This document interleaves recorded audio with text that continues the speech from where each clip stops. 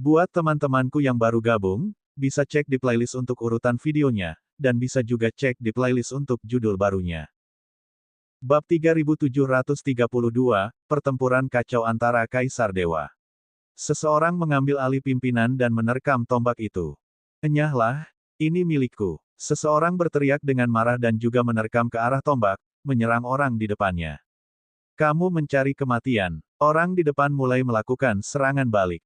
Pada saat yang sama, yang lain juga menerkam tombak itu. Dengan tombak sebagai pusatnya, pertempuran yang kacau pun terjadi. Tepat saat Lu Ming hendak bertindak dan merebut kembali tombak itu, aura mengerikan menyebar dan sesosok tubuh muncul di langit. Kaisar Dewa dari Sekte Qianli. Kemudian, orang-orang lain dari Sekte Qianli juga muncul. Enyahlah, tombak ini milikku. Pemuda dari Sekte Qianli berteriak. Itu milikmu. Nada bicaramu sangat besar. Apakah menurutmu hanya karena Sekte Qianlimu mempunyai Kaisar Surgawi, berarti kami juga punya Kaisar Surgawi? Beberapa orang berteriak tanpa rasa takut.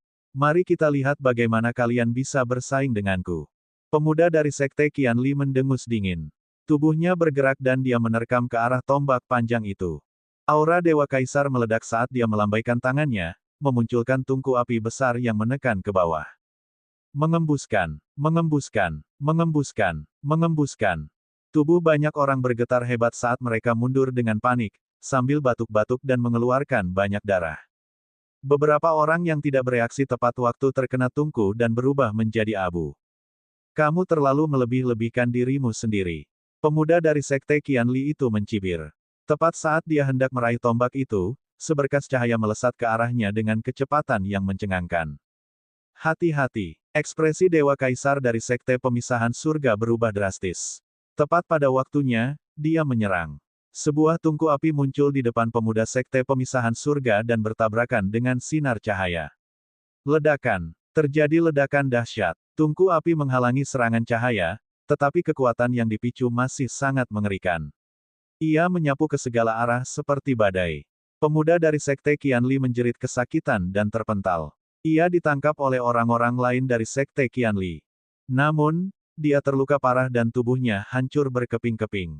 Meskipun dia tidak mati, auranya sangat lemah. Suara mendesing. Suatu sosok muncul ke arah datangnya sinar cahaya itu. Itu adalah seorang tetua berjubah hijau. Kerumunan itu mengenali bahwa ini adalah Kaisar Dewa dari salah satu pasukan. Seorang Kaisar Dewa menyergap seorang junior itu keterlaluan. Kaisar Dewa dari Sekte Qianli berkata dengan dingin. Bukankah kau juga bertarung dengan mereka yang berada di bawah Kaisar Abadi? Bukankah itu terlalu berlebihan? Si tetua berjubah hijau mencibir.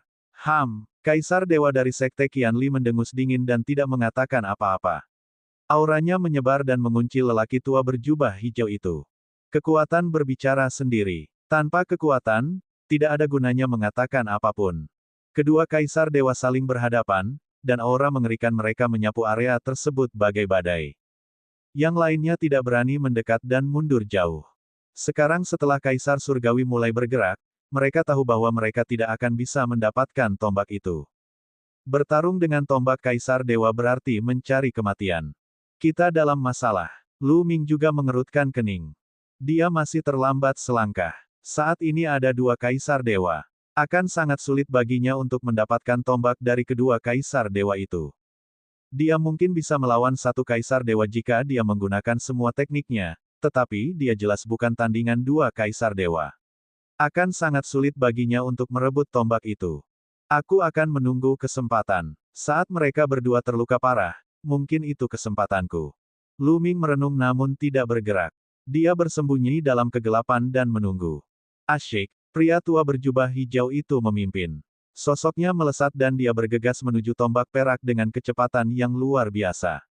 Namun, Kaisar Dewa dari Sekte Qianli telah lama waspada terhadapnya. Begitu tetua berjubah hijau itu bergerak, dia juga bergerak. Asyik, sebuah tungku api raksasa menekan sesepuh berjubah hijau, menyebabkan kekosongan itu meledak. Tetua berjubah hijau itu berteriak sambil memukul dengan telapak tangannya. Telapak tangannya berubah menjadi hijau seperti kristal giok dan langsung mengenai tungku api yang berkobar. Dentang, ledakan yang memekakkan telinga meletus, dan cahaya hijau dan merah menyala menutupi setengah langit. Retakan yang mengerikan muncul di angkasa. Sosok tetua berjubah hijau itu mundur, dan tungku api yang berkobar juga hancur. Keduanya terus bertarung di langit yang dipenuhi cahaya warna-warni. Tak seorang pun mampu berdiri di area yang luas bersama mereka sebagai pusat pertempuran mengerikan dari seni rahasia. Dalam sekejap mata, 100 gerakan telah dipertukarkan antara keduanya. Tepat saat mereka berdua terlibat dalam pertarungan sengit, sesosok tubuh mendekati tombak perak itu tanpa suara. Seperti hantu, gerakannya sangat cepat. Saat Lu Ming menyadarinya, sosok itu sudah dekat dengan tombak perak itu. Berani sekali kau. Kamu mencari kematian. Kaisar Dewa dari Sekte Qianli dan lelaki tua berjubah hijau juga memperhatikan orang ini. Keduanya berteriak dengan marah dan menyerang pada saat yang sama. Dua serangan dikirim ke arah sosok seperti hantu itu. Sosok hantu itu adalah seorang pria setengah baya kurus dengan jubah hitam. Dia juga seorang kaisar surgawi. Wajahnya menjadi gelap ketika dia menyadari bahwa dia telah ditemukan. Dia tahu bahwa mustahil untuk mendapatkan tombak perak itu secara diam-diam. Dengan sekejap tubuhnya ia segera mundur dan menghindari serangan sang kaisar surgawi dan sesepuh berjubah hijau. Membunuh. Kaisar Dewa dan tetua berjubah hijau tidak melepaskannya begitu saja saat mereka terus menyerang ke arahnya. Jangan pikir aku takut padamu. Pria parubaya kurus berjubah hitam itu berteriak marah. Tubuhnya berkelebat dan bilah tajam melesat keluar, menuju Kaisar Dewa dan tetua berjubah hijau. Namun, Kaisar Dewa dari Sekte Qianli dan lelaki tua berjubah hijau itu tentu saja tidak dapat bekerja sama sepenuhnya. Mereka saling waspada dan setelah bertukar beberapa gerakan, ketiganya menjadi pertempuran yang kacau. Lu Ming terdiam. Jumlah Kaisar Dewa terus bertambah. Bagaimana dia akan menyerang? Siapa itu? Tiba-tiba, mata Lu Ming melebar. Di tanah di sebelah utara tombak perak, beberapa gumpalan es putih telah muncul tanpa seorang pun menyadarinya. Embun putih terus menyebar ke depan dengan kecepatan yang sangat cepat dan dalam sekejap mata, embun beku itu telah mencapai tombak perak. Wus, wus. Kemudian, banyak tanaman merambat berwarna putih keperakan tumbuh dari tanah. Setiap tanaman merambat memancarkan cahaya redup seperti cahaya bulan. Klan tanaman merambat bulan es. Hal pertama yang terlintas di pikiran Lu Ming adalah klan tanaman merambat bulan es. Sebanyak 9 tanaman merambat itu menyapu ke arah tombak perak dan melilitnya. Tidak bagus. Lu Ming sedikit cemas. Brengsek. Berhenti. Kaisar surgawi dari Sekte Qianli, tetua berjubah hijau, dan pria parubaya kurus berjubah hitam semuanya meraung pada saat yang sama, mencoba menghentikannya. Ketiganya menyerang pada saat yang sama, tetapi sudah terlambat. Mereka selangkah terlalu lambat. Tombak perak itu hendak diambil oleh klan pohon anggur bulan es. Pada saat ini, perubahan mendadak terjadi. Tombak perak itu tiba-tiba bersinar terang dan pancaran cahaya tombak yang menyilaukan meledak. Tanaman merambat perak yang melilit tombak itu langsung hancur. Dengan teriakan, sebuah sosok di tanah terlempar. Sosok itu adalah seorang lelaki tua berjubah perak. Wajahnya sedikit pucat, dan ada darah yang mengalir dari sudut mulutnya. Jelaslah bahwa orang yang mencoba mengambil tombak perak itu adalah pria ini, seorang kaisar dewa dari klan tanaman merambat bulan es. Apa yang sedang terjadi? Tombak ini benar-benar memiliki kekuatan semacam ini. Kaisar surgawi dari Sekte Qianli, tetua berjubah hijau dan yang lainnya tak kuasa menahan diri untuk berhenti dan menatap tombak perak itu dengan kaget. Jika Anda menemukan kesalahan apapun, iklan pop-up. Iklan dialihkan, tautan. Bab 3733 itu dia. Tombak perak itu bersinar dengan cahaya yang menyilaukan saat hawa dingin menyebar ke segala arah. Cahaya tombak melesat ke langit dan menembus cakrawala.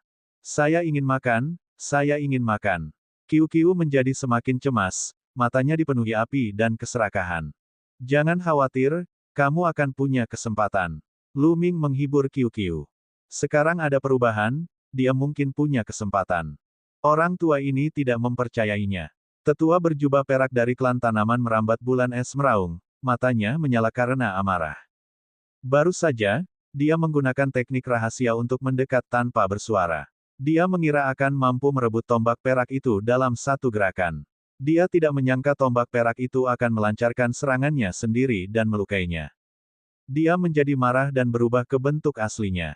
Itu adalah tanaman merambat besar berwarna putih keperakan yang memancarkan cahaya bulan. Tanaman merambat itu berkilau dan tembus cahaya, dan saat melambai, lapisan kristal es muncul di udara. Ini adalah klan tanaman merambat bulan es, suatu bentuk kehidupan tanaman, ras yang kuat di alam semesta purba. Wus, wus. Tanaman merambat perak itu terjalin satu sama lain bagaikan jaring surgawi dan membungkus tombak perak itu. Jangan pernah pikirkan itu. Berhenti. Melihat lelaki tua dari klan Ice Moon Fin menyerang, yang lain tidak bisa tinggal diam lagi. Mereka juga menyerang, menggunakan berbagai macam jurus rahasia untuk merebut tombak perak itu. Namun, tombak perak itu bersinar terang dan melepaskan sinar cahaya tombak, menghancurkan serangan itu. Masih ada jejak semangat juang pada tombak ini. Jika kita tidak menyingkirkan semangat juang ini, tidak seorang pun dari kita akan mendapatkannya. Mengapa kita tidak bergabung dan menyingkirkan semangat juang pada tombak ini terlebih dahulu, lalu kita akan memperjuangkannya dengan kemampuan kita sendiri? Kaisar Dewa dari Sekte Qianli menyarankan. Baiklah, saya setuju. Saya tidak keberatan. Tetua berjubah hijau dan pria parubaya kurus berjubah hitam tidak keberatan. Lelaki tua dari klan Ice Moon Fin itu pun mengangguk. Ia menyetujui usulan itu. Berbagilah menjadi 4 arah dan serang. Kaisar Dewa dari Sekte Qianli berteriak dan muncul di sisi timur tombak perak. Dia menembakkan sinar surgawi yang melesat ke arah tombak perak. Pada saat yang sama, Kaisar Dewa, tetua berjubah hijau, dan lelaki setengah baya kurus berjubah hitam muncul di selatan, barat, dan utara tombak perak. Masing-masing dari mereka memancarkan cahaya surgawi ke arah tombak perak. Ledakan, ledakan, ledakan. 4 ledakan keras bergema saat tombak perak itu menyerang, berbenturan dengan 4 sinar surgawi milik para ahli. Tanah bergemuruh dan meledak, mengguncang langit dan bumi. Dengan tombak perak sebagai pusatnya, cahaya surgawi melesat ke langit. Bahkan dari kejauhan, orang bisa melihatnya dengan jelas. Ayo berusaha lebih keras, kalau tidak yang lain akan datang. Kaisar Dewa dari Sekte Qianli berteriak. Seluruh tubuhnya diselimuti api saat dia mengerahkan seluruh kekuatannya. Dengan keributan sebesar itu, semua orang yang memasuki ibu kota kerajaan Tian Yue dapat melihatnya. Sekarang, tinggal mereka berempat yang memperebutkannya. Saat yang lain tiba, peluang mereka untuk mendapatkan tombak perak akan semakin kecil. Yang lainnya secara alami memahami logika ini, jadi mereka semua menggunakan kekuatan penuh mereka. Asyik. Akhirnya, berkat usaha mereka berempat, tombak perak itu mulai berdengung dan bergetar. Cahaya tombak di atasnya mulai meredup, dan kekuatannya pun semakin melemah. Tombak itu tampaknya terbang keluar dari tanah. Di kejauhan, Lu Ming menatap dengan saksama dan menyadari bahwa tombak panjang itu sedikit bergetar. Awalnya tombak itu tertancap di tanah, tetapi tampaknya tombak itu terbang menjauh. Lu Ming sangat waspada. Dia akan merebutnya jika ada kesempatan. Berdengung. Getaran tombak panjang itu menjadi semakin kuat. Kaisar Dewa dari Sekte Qianli, Kaisar Dewa dari klan Anggur Bulan Es dan yang lainnya semua membuka mata lebar-lebar dan diam-diam menahan sebagian kekuatan mereka, menunggu kesempatan untuk bertarung. Asyik. Pada saat ini, tombak perak itu bergetar dan tiba-tiba terangkat dari tanah. Ia berubah menjadi seberkas cahaya dan terbang ke arah selatan. Di sebelah selatan adalah lelaki tua dari klan tanaman merambat bulan es. Matanya tiba-tiba berbinar. Tanaman merambat itu menari-nari seperti jaring, mencoba menangkap tombak perak itu. Namun, tombak perak itu tiba-tiba bersinar terang dan mengenai jaring tanaman merambat itu. Dengan suara ledakan, sebuah lubang tercipta di jaring itu dan tombak perak itu terbang menembusnya. Ini adalah kesempatan bagus. Di kejauhan, Lu Ming telah menunggu kesempatan. Posisi awalnya adalah di timur. Namun, dia telah memperhatikannya. Ketika tombak perak itu meninggalkan tanah, Lu Ming dapat melihat bahwa tombak itu terbang ke selatan. Oleh karena itu, saat tombak perak itu terbang, Lu Ming terbang ke arah selatan. Adapun Kaisar Dewa dari klan tanaman merambat bulan es, meskipun dia tidak dapat menghalangi tombak perak, dia mampu memperlambatnya. Satu momen itu saja sudah cukup. Lu Ming telah datang ke selatan dan muncul di depan tombak perak. Suara mendesing. Tombak perak itu menyerang Lu Ming dengan kecepatan yang mengkhawatirkan. Pada saat yang sama, Kaisar Surgawi dari Sekte Qianli, tetua berjubah hijau dan yang lainnya juga memperhatikan Lu Ming. Itu dia. Kaisar Dewa Sekte Qianli merasakan hatinya bergetar. Namun, Tetua berjubah hijau dan yang lainnya memperlihatkan ekspresi jijik dan tidak terburu-buru. Dari sudut pandang mereka, Lu Ming, seorang dewa surgawi tingkat kelima, kemungkinan besar akan terbunuh oleh tombak perak jika ia ingin mendapatkannya. Jika itu adalah kaisar dewa yang lain, mereka pasti khawatir. Mereka di sini. Lu Ming sangat fokus. Dia memicu peningkatan kekuatan tempur 5 kali lipat dan siap untuk mengerahkan seluruh kemampuannya. Sejujurnya, dia tidak percaya diri dan hanya bisa mencoba yang terbaik. Dalam sekejap mata, tombak perak itu mendekat. Saya ingin makan, saya ingin makan. Qiu berteriak dan menyerang. Tubuhnya membesar dengan cepat saat ia membuka mulutnya dan menelan tombak perak itu. Kemudian, tubuhnya bergerak terus-menerus, seolah-olah tombak perak itu mencoba keluar, tetapi tidak berhasil. Lu Ming, Kaisar Dewa Sekte Qianli, Kaisar Dewa Klan Tanaman Merambat Bulan Es, Tetua Berjubah Hijau dan yang lainnya semuanya tercengang. Tombak perak itu ternyata ditangkap oleh Qiu. Qiu, cepat pergi. Lu Ming bereaksi cepat dan berteriak. Qiu bereaksi cepat dan segera berlari ke arah Lu Ming. Namun, gelang itu tidak bisa berubah menjadi gelang lagi dan hanya bisa menyusut menjadi bola. Lu Ming meraihnya dan berbalik untuk pergi. Bocah, berhenti di situ. Beraninya kau mencoba mencuri hartaku. Kau mencari kematian. Tetaplah di sini. Kaisar Dewa dari Klan Tanaman Merambat Bulan Es, Tetua Berjubah Hijau dan yang lainnya meraung dan mengejar Lu Ming. Di antara mereka, hanya Kaisar Langit dari Sekte Qianli yang mengetahui kekuatan tempur Lu Ming. Namun, dia ragu sejenak sebelum mengejar Lu Ming. Kekuatan tempur Lu Ming paling-paling setara dengannya. Dengan begitu banyak orang di sini yang bekerja sama, Lu Ming pasti akan kalah. Lu Ming memacu kecepatannya hingga batas maksimal dan melesat maju dengan liar, menembus kehampaan. Kecepatannya lebih cepat dari aliran cahaya. Serang, hentikan dia untukku. Hentikan kecil itu dan kau akan mendapat hadiah besar. Kaisar Surgawi dari Klan Ice Moon Fin, Tetua Berjubah Hijau dan yang lainnya berteriak.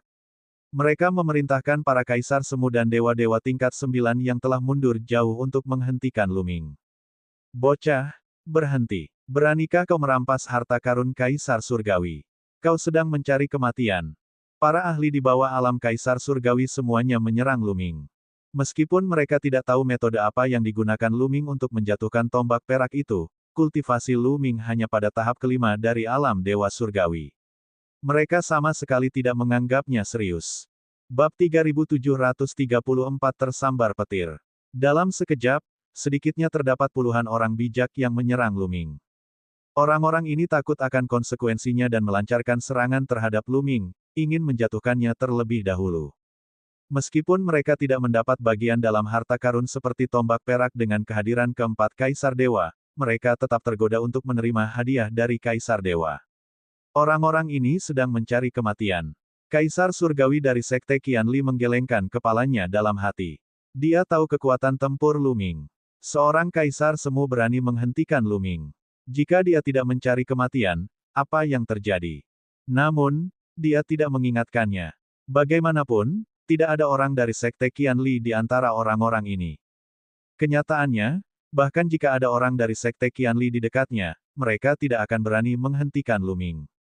Membunuh, mati, Lu Ming berteriak dan mengayunkan tinjunya. Kekuatan tinju menembus langit dan bumi dan menghancurkan ke depan, menyebabkan udara meledak terus-menerus. Kekuatan ini tidak bagus, mundur. Para kaisar semu yang menyerang Lu Ming segera menyadari bahwa ada sesuatu yang salah. Kekuatan serangan Lu Ming benar-benar tidak normal. Namun, sudah terlambat. Kekuatan tinju itu hancur, dan serangan para kaisar semu ini langsung runtuh. Kekuatan tinju itu tidak berhenti dan terus melesat maju. Ledakan, ledakan, ledakan. Terdengar suara ledakan. Para kuasa Sage meledak satu demi satu dan dibunuh oleh Lu Ming. Lebih dari 20 orang bijak dibunuh oleh Lu Ming dalam sekejap. Dia berlari melewati mereka. Namun, para kaisar semu ini menghalangi Lu Ming untuk sementara waktu, menyebabkan kecepatannya melambat. Kaisar Dewa dari Klan Ice Moon Fin adalah yang tercepat. Dia mendekati Lu Ming dengan cepat. Nak, tetaplah di sini. Kaisar Surgawi dari Klan Ice Moon Fin berteriak dingin. Beberapa tanaman merambat melesat ke arah Lu Ming seperti anak panah dari busur, mencoba melilitnya. Ledakan, ledakan, ledakan. Lu Ming berbalik dan meninju terus-menerus. Semua keterampilan rahasia di tinjunya meledak dan membombardir beberapa tanaman merambat. Pohon anggur itu bergetar terus-menerus dan terlempar kembali. Sosok Lu Ming juga mundur dengan cepat. Dia merasakan hawa dingin yang mengerikan menyelimuti seluruh tubuhnya. Lapisan es telah terbentuk di lengannya. Kekuatan terlarang dalam selnya meledak dan mengusir rasa dingin. Kekuatan bocah ini. Kaisar Dewa dari klan Anggur Bulan Es terkejut. Dia tidak pernah menyangka bahwa Lu Ming akan mampu memblokir serangannya. Tetua berjubah hijau dan pria parubaya kurus berjubah hitam juga sangat terkejut. Anak ini sangat jahat, dan kekuatannya tidak lebih lemah dariku.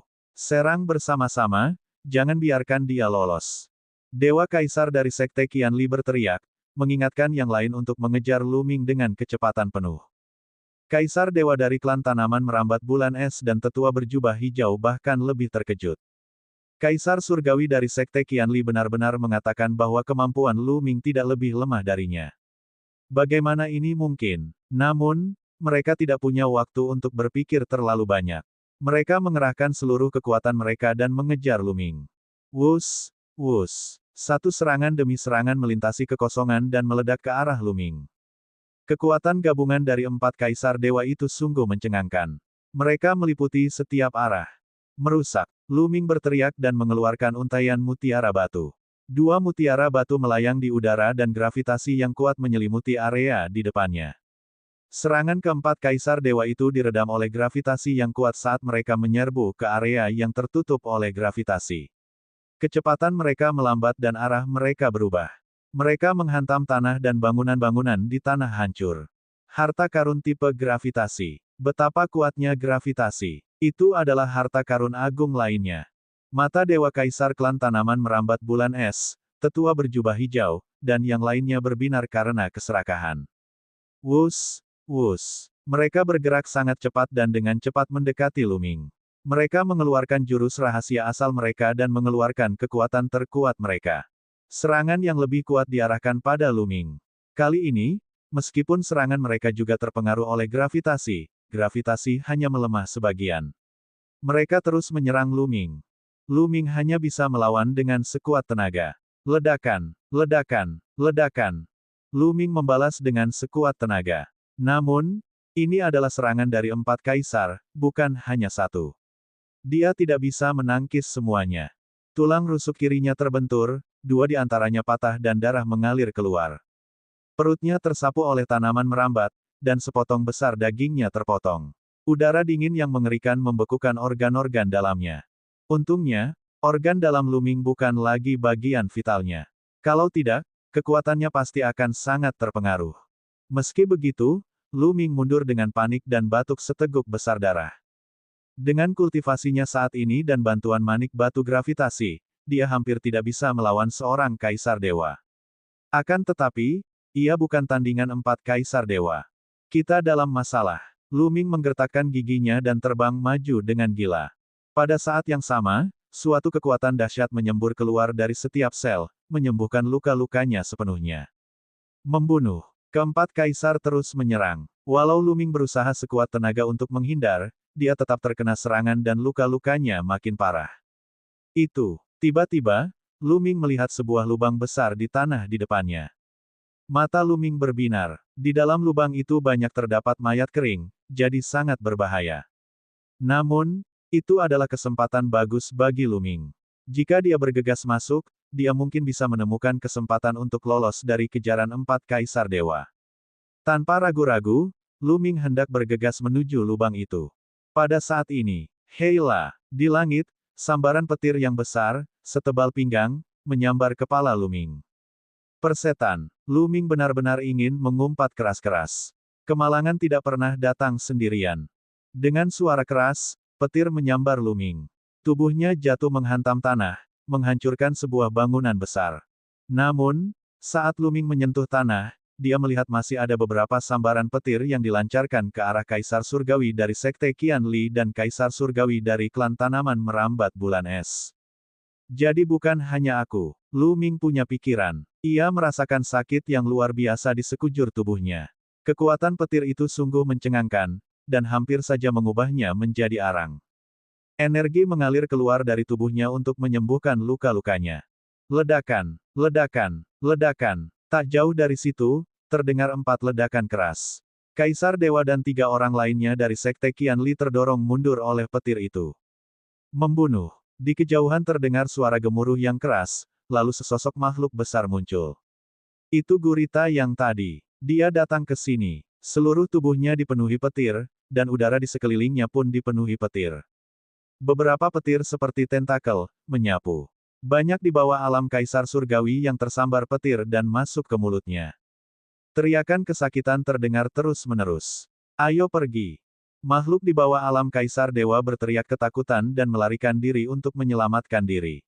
Namun, banyak orang tersapu dan ditelan gurita tersebut. Namun, di antara orang-orang ini, gurita itu hanyalah seorang pejalan kaki. Tatapannya tertuju pada 4 orang dari Sekte Qianli saat ia bergegas ke arah mereka. Sedangkan Luming, seorang dewa-dewa tingkat kelima, mungkin akan berubah menjadi arang dalam satu gerakan. Dia tidak peduli padanya. Asyik, gurita itu terbang di atas kepala Luming dan melambaikan tentakelnya. Ia menyerang Kaisar Surgawi dari Sekte Qianli, Kaisar Surgawi dari klan Anggur Bulan Es, tetua berjubah hijau, dan pria paruh baya kurus berjubah hitam. Bab 3735, Raja Kerajaan Tian Yue. Makhluk gurita itu menyerang Kaisar Dewa Sekte Qianli dan Kaisar Dewa klan Anggur Bulan Es. Ia mengayunkan tentakelnya, dan setiap tentakelnya sebesar pegunungan. Ada banyak penghisap di tentakel itu, dan di tentakel itu, ada taring tajam. Ia ganas dan menakutkan. Yang paling mengejutkan adalah adanya sambaran petir yang mengerikan pada tentakel tersebut. 8 tentakel melilit Kaisar Surgawi dari Sekte Pemisahan Surga dan yang lainnya. Di bawah tentakel, ruang hancur. Dengan kecepatan yang mengejutkan, ia menyerang ke arah keempat orang itu. Mereka berempat hanya bisa melawan dengan sekuat tenaga, masing-masing melawan 2 tentakel. Setelah beberapa kali keributan, mereka berempat dipaksa mundur. Wajah mereka pucat dan aura mereka kacau. Gawat, orang ini sudah memakan banyak orang. Dia bahkan lebih kuat daripada saat dia baru saja keluar dari masalah. Kata Dewa Kaisar dari klan tanaman merambat bulan es dengan ekspresi jelek. Mereka semua pernah bertarung dengan gurita ini sebelumnya dan tahu kekuatannya. Saat gurita itu baru saja melarikan diri, kekuatannya pasti tidak sekuat ini. Jelas bahwa ia telah pulih sedikit selama periode waktu ini. Wus, wus. Sebelum mereka bisa pulih, gurita itu menyerang mereka lagi, dan mereka berempat hanya bisa berusaha sekuat tenaga untuk melawan. Luming memanfaatkan kesempatan untuk menggunakan bangunan-bangunan itu sebagai perlindungan dan berlari cepat ke kejauhan. Ia segera tiba di tempat tersembunyi dan fokus menyembuhkan luka-lukanya. Prioritas utamanya adalah pulih dari semua cederanya sehingga ia bisa melindungi dirinya sendiri. Di dalam selnya, energi terus menyebar dan luka-luka Luming bergerak cepat. Sementara itu, pertempuran antara gurita dan keempat kaisar menjadi semakin sengit. Keempat kaisar itu bergabung, tetapi mereka masih belum sebanding dengan gurita itu. Mereka benar-benar tertekan, dan bahkan terluka. Pada akhirnya, keempat ahli hebat itu tidak punya pilihan selain berkumpul dan menggabungkan kekuatan untuk melawan musuh. Saat kelima ahli itu bertarung, energi mengerikan meledak dan terus-menerus membombardir tanah. Sejumlah besar bangunan hancur, dan kerikil beterbangan di mana-mana. Pada saat ini, gurita itu tiba-tiba berhenti. 8 tentakelnya tidak lagi menyerang, dan ia melihat ke bawah ke suatu titik tertentu. Ini adalah kesempatan sekali dalam 1000 tahun bagi Kaisar Dewa dan 3 orang lainnya dari Sekte Qianli. Mereka segera mundur dan menjauh dari gurita itu. Kemudian, mereka mengeluarkan sejumlah besar pil dewa dan menelannya, mulai pulih dengan sekuat tenaga. Mata mereka dipenuhi dengan kebingungan. Mereka tidak mengerti mengapa gurita itu tiba-tiba berhenti. Pada saat ini, perhatian gurita itu tampaknya telah sepenuhnya tertarik oleh sesuatu di bawah. Ia sama sekali mengabaikan Kaisar Dewa dari Sekte Qianli, Kaisar Dewa dari klan Ice Moonfin, tetua berjubah hijau, dan pria paruh baya kurus berjubah hitam. Jadi dia belum mati. Sungguh teknik yang hebat. Jadi dia telah menyegel jiwanya sendiri.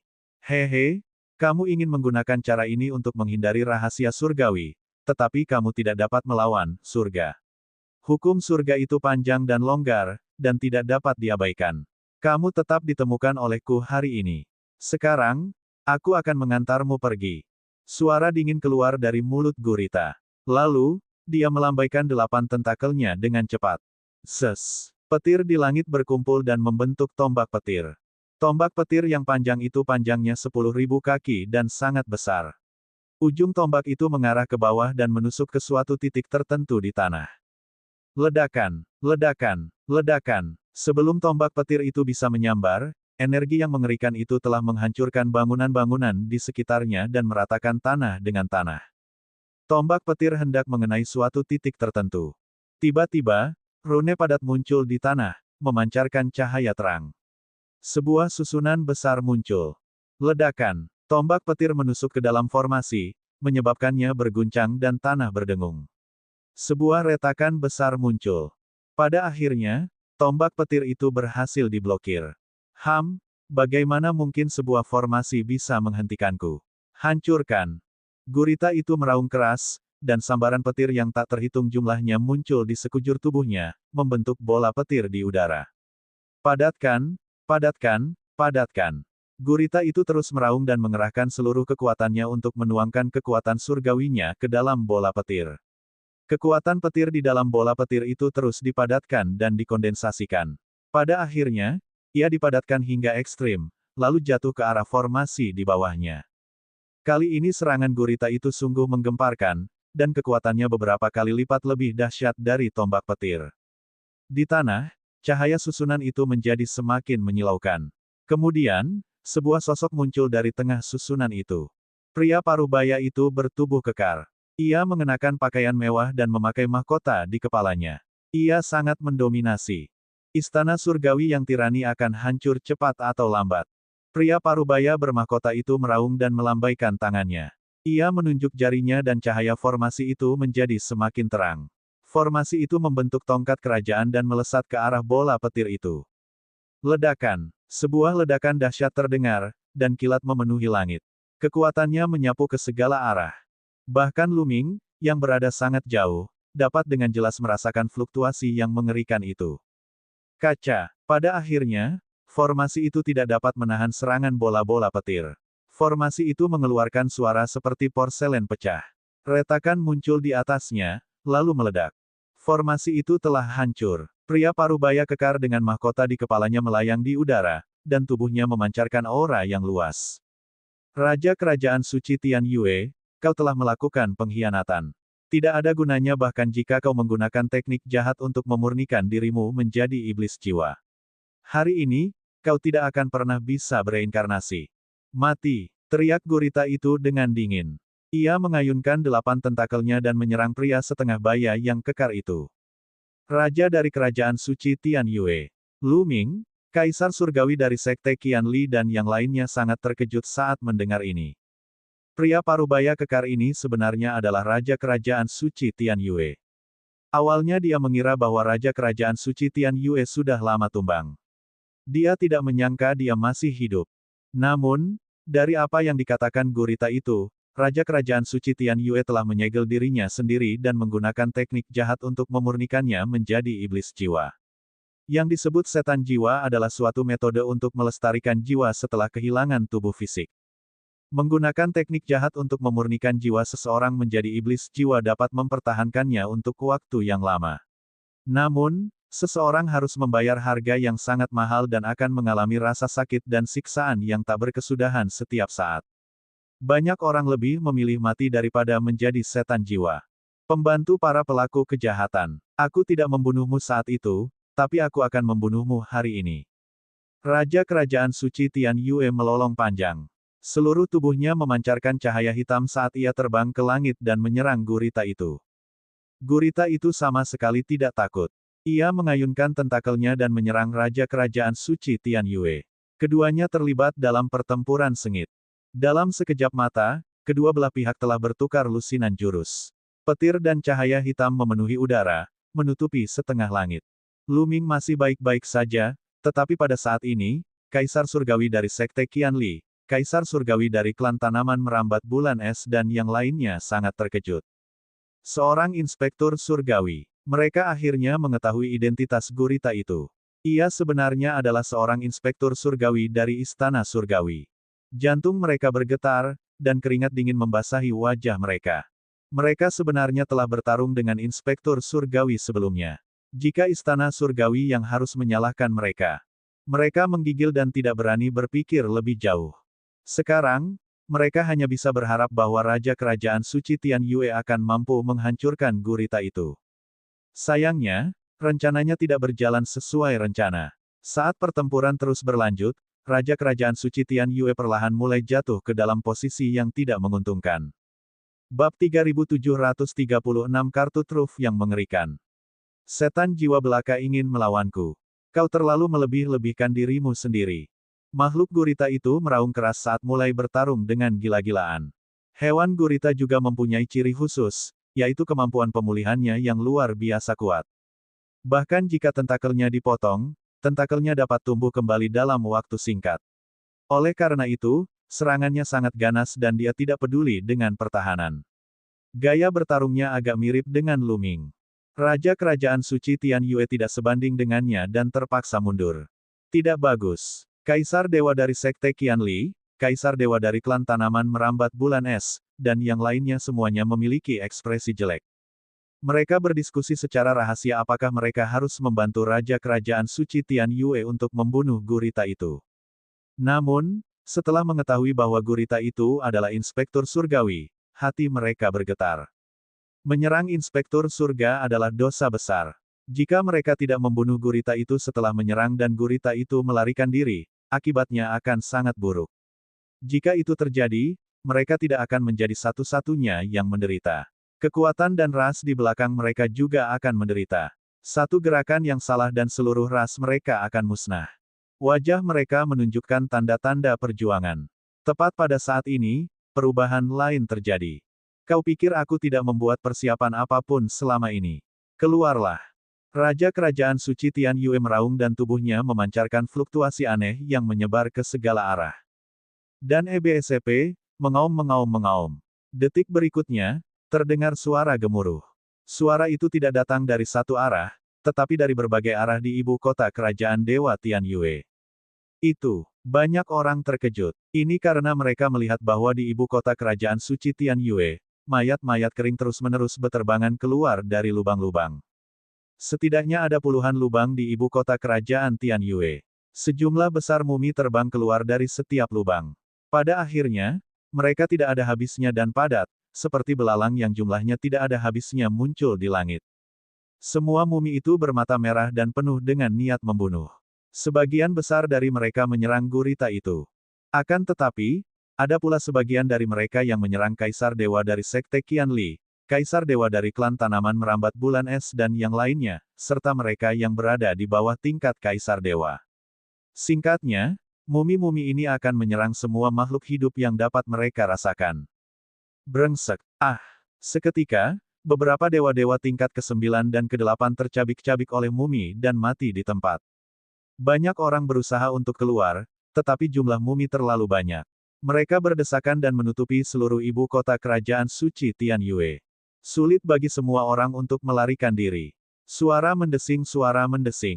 Bangkai-bangkai kering yang padat itu menerkam ke arah gurita. Sampah Kerajaan Suci Tian Yue, musnahkan. Gurita itu meraung keras, dan petir pun menyambar. Ratusan sambaran petir melesat keluar seperti ratusan ular panjang. Dalam sekejap, ratusan mumi pun berubah menjadi abu di bawah sambaran petir. Namun, mumi-mumi itu terlalu banyak. Mereka berdesakan dan tak berujung. Setelah membunuh beberapa ratus mumi, beberapa ratus lainnya menerkam. Beberapa dari mereka menerkam di depan gurita, dan tubuh mereka langsung meledak. Kekuatan yang mengerikan itu menghancurkan kekuatan surgawi pelindung gurita dan meninggalkan luka di tubuhnya. Meskipun kemampuan pemulihan gurita itu luar biasa, ia tidak dapat pulih sepenuhnya dalam waktu singkat di bawah begitu banyak serangan. Basmi. 8 tentakel gurita itu terus berayun-ayun, dan sambaran petir yang lebat terus menyambar, membunuh mumi-mumi dari jauh. Namun, jangan lupa bahwa masih ada Raja Kerajaan Suci Tian Yue. Raja Kerajaan Suci Tian Yue telah berubah menjadi iblis jiwa, dan kekuatan tempurnya hanya sedikit lebih lemah dari gurita itu. Dia berubah menjadi cahaya hitam dan mengambil kesempatan untuk membunuh gurita itu. Dengan lambaian tangannya, cahaya hitam menyala dan dua tentakel gurita itu terputus. Situasinya benar-benar terbalik. Sekarang, gurita itu benar-benar dalam posisi yang tidak menguntungkan. Ia bukan tandingan Raja Kerajaan Suci Tian Yue. Terlebih lagi, situasinya mengerikan dan ia mulai mundur. Yang lainnya bahkan lebih buruk keadaannya. Mereka yang berada di bawah tingkat Kaisar Dewa semuanya dibunuh oleh mumi, dan teriakan mereka bergema di udara. Ini salah paham, ini salah paham. Kita tidak bersama Inspektur Surgawi. Kita hanya lewat saja.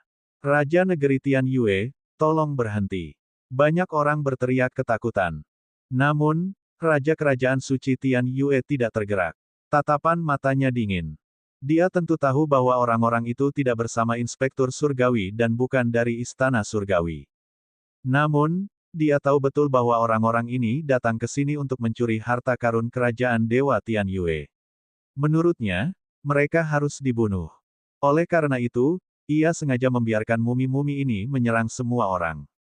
Tentu saja, Lu Ming juga dikejar oleh mumi-mumi itu. Ledakan, ledakan, ledakan. Lu Ming melesat ke kiri dan kanan, mengayunkan tinjunya terus-menerus. Dengan setiap pukulan, mayat yang telah menjadi mumi pun terbunuh. Namun, mumi-mumi itu terlalu banyak dan mustahil untuk membunuh mereka semua. Beberapa mumi meledak begitu mereka mendekati Lu Ming. Kekuatan ledakan itu sangat mengejutkan. Bahkan dengan kekuatan tempur gurita itu, ia terluka, apalagi Lu Ming. Kekuatan penghancur menghantam Lu Ming, meninggalkan luka di sekujur tubuhnya. Bahkan pelindung tulangnya retak. Namun, kemampuan pemulihan Lu Ming puluhan hingga ratusan kali lebih kuat daripada gurita itu. Ia pulih dengan cepat dan mempertahankan kekuatan tempur puncaknya. Namun, situasi yang dialami orang lain tidak sebaik situasi Lu Ming. Tak perlu dikatakan lagi, mereka yang berada di bawah alam Kaisar Dewa telah menderita banyak korban. Banyak dari mereka yang gugur, dan hanya sedikit yang tersisa. Bahkan para Kaisar Dewa pun berada dalam situasi yang genting. Pada saat ini, selain gurita hidup dan Raja Kerajaan Suci Tian Yue, ada 9 aura Kaisar Surgawi lainnya. 8 kekuatan, 9 Kaisar Dewa. Karena klan Ice Moon Fin memiliki 2 Kaisar Dewa, semuanya muncul. Sebelumnya, para Kaisar Dewa ini terlalu jauh atau bersembunyi dalam kegelapan. Sekarang, mereka semua dipaksa keluar. Mereka dikelilingi oleh sejumlah besar Kaisar Dewa dan juga dipenuhi luka-luka. Ah! Arg! Teriakan melengking terdengar saat lelaki setengah baya berjubah hitam itu terkena kekuatan penghancur diri dari kedua mumi itu. Sebuah lubang besar meledak di tubuhnya, dan dia terluka parah. Kemudian, sesosok mayat yang telah menjadi mumi bergegas mendekat. Cakar-cakarnya bagaikan senjata dewa saat mencengkeram tubuh pria parubaya berjubah hitam itu dan mencabik-cabiknya. Jiwa lelaki berjubah hitam itu mencoba melarikan diri karena panik, tetapi mayat yang telah menjadi mumi meledak dan kekuatan penghancur menyapu jiwanya. Arg! Dengan teriakan melengking, lelaki setengah baya kurus berjubah hitam itu tewas. Meninggalnya seorang Kaisar Dewa membuat para Kaisar Dewa lainnya semakin ketakutan. Serang! Sekali kau bergerak, kau harus menyerang keluar. Mari kita berkumpul dan maju. Kaisar Dewa dari Sekte Qianli dan yang lainnya meraung. Mereka ingin berkumpul bersama, mengumpulkan kekuatan semua orang, dan menyerang bersama. Jangan pernah berpikir untuk pergi. Hari ini, semua orang akan dimakamkan di sini. Mata Raja Kerajaan Suci Tian Yue bersinar dengan cahaya yang ganas. Di bawah kendalinya, banyak mumi yang menghancurkan diri sendiri tanpa perlawanan. Ledakan, ledakan, ledakan. Mumi-mumi di sekitar dewa-dewa kaisar semuanya menghancurkan diri sendiri. Tiba-tiba, ribuan mumi meledak, membentuk energi mengerikan yang menelan para kaisar dewa. Tidak, sialan, sialan. Saya tidak mau menerima ini. Terdengar suara gemuruh yang keras, lalu terjadi keheningan total. Bab 3737 tercengang. Saat energi penghancur melanda, suara para kaisar surgawi semuanya menjadi tenang. Dia sudah meninggal. Semua kaisar dewa yang tersisa telah tewas. Tidak ada yang selamat. Adapun mereka yang berada di bawah alam kaisar surgawi, tidak diragukan lagi bahwa mereka semua telah terbunuh. Tentu saja, ada satu orang yang belum meninggal, yaitu Lu Ming. Dia mengandalkan kekuatan hidupnya yang kuat untuk bertahan hidup, tetapi dia juga menderita luka parah. Tubuhnya hancur berkeping-keping, dan itu adalah pemandangan yang mengerikan. Apa yang harus kulakukan? Kalau terus begini, sekuat apapun vitalitasku, aku tidak akan mampu bertahan. Lu Ming mulai merasa cemas. Jangan khawatir, serahkan saja padaku. Dia hanya iblis mayat, aku bisa mengatasinya. Suara iblis tulang terdengar. Kemudian, cahaya hitam terus-menerus terbang keluar dari antara kedua alis Lu Ming. Itulah serangan iblis tulang. Cahaya hitam membentuk rune dan jatuh ke tanah. Tak lama kemudian, sebuah formasi besar muncul dalam radius 100 mil dengan Lu Ming sebagai pusatnya.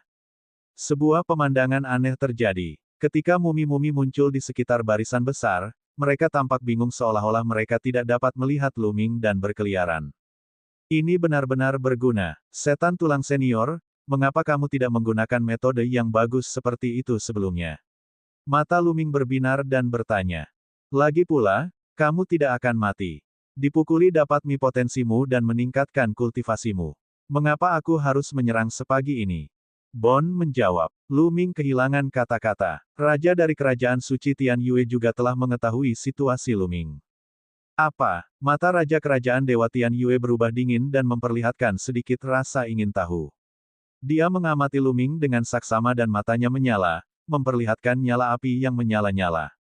Mari kita hadapi inspektur surgawi ini terlebih dahulu. Raja Kerajaan Suci Tian Yue mengalihkan perhatiannya ke gurita. Pada saat ini, tubuh gurita itu hancur berkeping-keping, dan hanya tersisa 3 tentakel. Lubang-lubang berdarah muncul di sekujur tubuhnya, dan auranya menjadi semakin lemah. Inspektur surgawi, Anda akan mati hari ini. Anda bahkan tidak akan memimpikannya, bukan? Saat itu, para patroli surga Anda telah memurnikan orang-orang kerajaan surgawi Tian Yue saya menjadi mumi dan membuat mereka menderita siksaan abadi. Namun, setelah bertahun-tahun bekerja keras terus-menerus, saya berhasil mengendalikan mumi-mumi ini sebagai gantinya. Hari ini, saya menggunakan mumi-mumi ini untuk mengantar Anda pergi. Ini adalah pembalasan Anda. Hahaha. Raja Kerajaan Suci Tian Yue tertawa dan mengendalikan lebih banyak mayat kering untuk menyerang gurita sebelum meledak. Energi penghancur datang dari segala arah, menelan gurita itu. Bang bang bang. Tubuh gurita itu meledak terus-menerus, darah dan daging berhamburan kemana-mana. Dengan suara gemuruh yang tidak diinginkan, tubuh gurita itu meledak sepenuhnya. Kerajaan Suci Tian Yue bergegas dan meraih jiwa gurita itu. Seekor gurita kecil terus meronta di tangan Raja Kerajaan Suci Tian Yue, sambil meraung marah. Mereka yang menentang istana surgawi tidak akan pernah bisa bereinkarnasi. Gurita itu meraung. Istana surgawi itu tirani. Suatu hari, akan ada orang yang menentang surga yang akan menggulingkan istana surgawi. Sekarang, Anda sedang dalam perjalanan. Raja Kerajaan Suci Tian Yue berkata dengan dingin. Dia meremasnya dengan kuat dan jiwa gurita itu meledak. Pada saat berikutnya, Raja Kerajaan Surgawi Tian Yue menatap Lu Ming. Keserakahan di matanya menjadi semakin kuat. Tidak bagus, orang ini akan berurusan denganku. Hati Lu Ming menegang. Dia bertanya kepada iblis tulang apakah ada cara. Susunanku dapat membingungkan mumi-mumi itu, tetapi tidak dapat menangani orang ini. Jika kau ingin melarikan diri, kau hanya dapat bergegas keluar. Kata Bon. Lu Ming tidak bisa berkata apa-apa. Jika dia bisa keluar dengan cepat, dia pasti sudah melakukannya sejak lama. Pada saat itu, Raja Kerajaan Dewa Tian Yue bergerak. Dalam sekejap, dia muncul tidak jauh dari Lu Ming. Betapa kuatnya tubuh ini, betapa melimpahnya ki darah ini. Bagus, bagus, bagus. Itu hanya bisa menampung tubuh iblis jiwaku. Raja Kerajaan Suci Tian Yue bergumam pada dirinya sendiri saat keserakahan di matanya meningkat. Asyik, dia bergegas menuju Lu Ming. Jangan pernah pikirkan itu. Lu Ming berteriak keras dan mengerahkan segenap kekuatannya, tinjunya terus-menerus meledak. Pada saat yang sama, 2 mutiara batu terbang keluar dan menekan ke arah Raja Kerajaan Suci Tian Yue. Boom! Gravitasi memenuhi udara dan menyelimuti Raja Kerajaan Suci Tian Yue. Jadi manik gravitasi itu ada padamu. Tapi aku punya tubuh Yao, gravitasi tidak berguna melawanku. Raja Kerajaan Surgawi Tian Yue mencibir. Dia sama sekali tidak terpengaruh oleh gravitasi dan terus menerkam Lu Ming, beradu dengan kekuatan tinjunya. Deg-degan. Keduanya saling bertukar jurus. Lu Ming merasakan kekuatan dahsyat mengalir ke arahnya. Tubuhnya bergetar hebat dan ia terlempar ratusan mil jauhnya. Dia langsung terbang keluar dari jangkauan formasi iblis tulang. Raja Kerajaan Suci Tian Yue sangat kuat, jauh di atas Kaisar Dewa tingkat pertama biasa. Tanpa efek manik gravitasi, Lu Ming tidak sebanding dengan Kaisar Surgawi tingkat pertama biasa. Tentu saja, dia tidak sebanding dengan Raja Kerajaan Surgawi Tian Yue. Begitu mereka meninggalkan jangkauan formasi, mumi-mumi itu bergegas menuju Lu Ming. Beberapa dari mereka langsung meledak. Lu Ming terpental akibat kekuatan ledakan mumi. Sial, sepertinya aku hanya bisa menggunakan peti mati tembaga ungu untuk mencoba. Lu Ming merasa agak tidak berdaya. Dia juga membawa peti mati tembaga ungu bersamanya untuk berjaga-jaga jika dia membutuhkannya. Sekarang dia dihadapkan pada situasi semacam itu, Lu Ming tidak punya pilihan lain selain menggunakan peti mati tembaga ungu. Dengan sebuah pikiran, peti mati perunggu ungu muncul di tangannya. Lu Ming hendak membukanya. Namun, saat Lu Ming mengeluarkan peti mati perunggu ungu itu, Raja dari Kerajaan Suci Tian Yue sudah menyerbu ke arahnya dengan kecepatan yang sangat mencengangkan, bagaikan seberkas cahaya redup. Sebelum Lu Ming bisa bereaksi, tubuh Raja Kerajaan Surgawi Tian Yue menyerbu ke dalam tubuh Lu Ming dan melesat menuju lautan kesadarannya. Haha, bocah nakal, setelah aku menghancurkan jiwamu, tubuhmu akan menjadi milikku. Raja Kerajaan Suci Tian Yue tertawa gembira. Dia telah memurnikan dirinya menjadi tubuh roh iblis, dan setiap saat, dia akan mengalami penyiksaan dan penderitaan yang tidak manusiawi. Akan tetapi, tubuh monster jiwa jauh lebih kuat daripada jiwa normal. Mustahil baginya untuk memiliki tubuh karena ia tidak memiliki tubuh yang kuat untuk dimiliki. Namun, tubuh Lu Ming berbeda. Dia telah menyaksikan semua yang terjadi sebelumnya. Dia yakin bahwa tubuh Lu Ming sepenuhnya dapat dirasuki olehnya. Begitu dia merasuki tubuh Lu Ming, tubuh iblis jiwanya perlahan akan kembali ke tubuh jiwa normal dan dia tidak akan lagi menderita siksaan semacam itu. Terlebih lagi, dengan tubuh Lu Ming yang kuat dan pengalaman kultivasinya, ia yakin bahwa ia dapat kembali ke tingkat kultivasi puncaknya atau bahkan melangkah lebih jauh. Ia benar-benar gembira. Ia tidak pernah menyangka bahwa kali ini ia akan mendapatkan kesempatan seperti ini dan menerima tubuh yang sangat berharga. Dia tidak sabar untuk segera menyerbu ke lautan kesadaran Lu Ming, ingin menghancurkan jiwa Lu Ming. Namun, dia tercengang saat dia bergegas ke lautan kesadaran Lu Ming. Tidak ada jiwa di lautan kesadaran Lu Ming. Kosong. Di mana jiwa Lu Ming? Dia memang melihat kerangka hitam, tetapi itu sudah pasti bukan jiwa Lu Ming. Bab 3738 Apakah dia layak? Bagaimana itu mungkin? Bagaimana kau bisa bertahan hidup tanpa jiwa? Sialan, ini tidak mungkin. Nak, di mana kau sembunyikan jiwamu? Cepat keluar. Raja Kerajaan Suci Tian Yue meraung dan menjadi histeris. Jika dia tidak bisa menghancurkan jiwa Lu Ming, dia tidak akan bisa mengambil alih tubuh Lu Ming.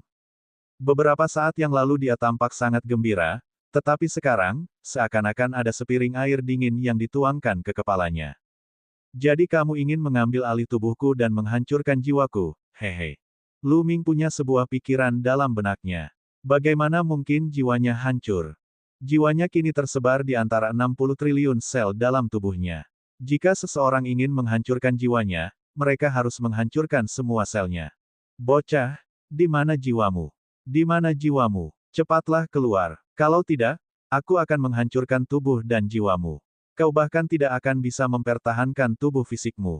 Raja Kerajaan Suci Tian Yue meraung dengan marah. Apakah kamu bersedia? Lu Ming menjawab dengan acuh tak acuh. Kamu. Raja Kerajaan Suci Tian Yue gemetar karena marah, tetapi dia benar-benar tidak sanggup menahannya. Tidak mudah baginya untuk menemukan tubuh yang bagus seperti itu dan dia sangat enggan berpisah dengannya. Begitu dia menghancurkan tubuh Lu Ming, dia tidak akan bisa memilikinya lagi. Dia harus terus menanggung siksaan yang tak berkesudahan. Dia sudah muak dengan siksaan ini. Dia tidak ingin menunggu sehari lagi.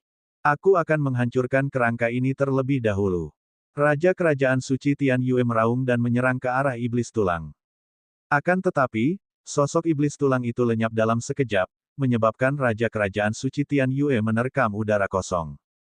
Setan tulang senior, apakah kamu punya cara untuk membunuh orang ini?